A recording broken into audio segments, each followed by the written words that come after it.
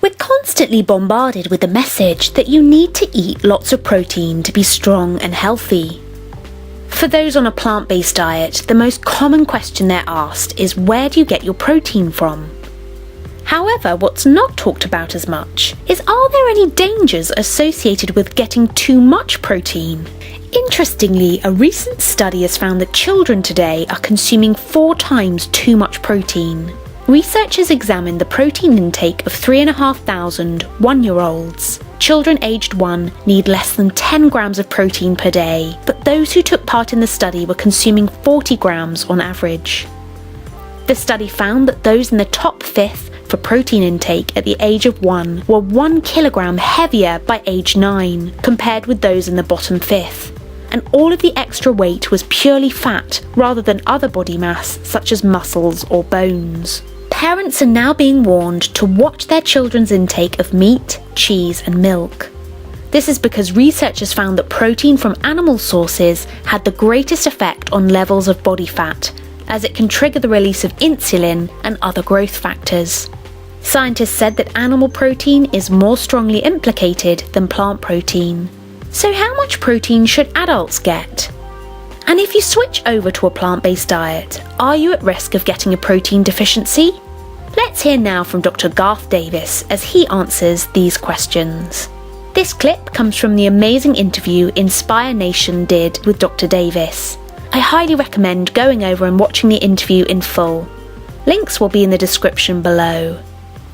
If someone's getting enough calories, you're not going to see a protein deficiency in general. The World Health Organization looks at this a lot because they get a lot of people that get nothing but grains, and they want to make sure that they get enough protein because they're getting a mono food type. So they better have enough protein. You need a certain amount of protein. I mean, protein is essential. It's a building block. You need protein. In fact, protein is so important that it's basically found everywhere. I think the big misconception is that there isn't protein, for instance, in greens or in vegetables. And there's lots of protein in vegetables, nuts and seeds and beans, and etc. The only time you really see protein deficiency is a protein calorie deficiency. How much do you really need? There's been a lot of studies on this. The RDA, for years, and the World Health Organization were working on what is the minimum amount of protein we should recommend. Now, you got to understand, the minimum amount of protein they recommend does not mean the minimum you need to eat.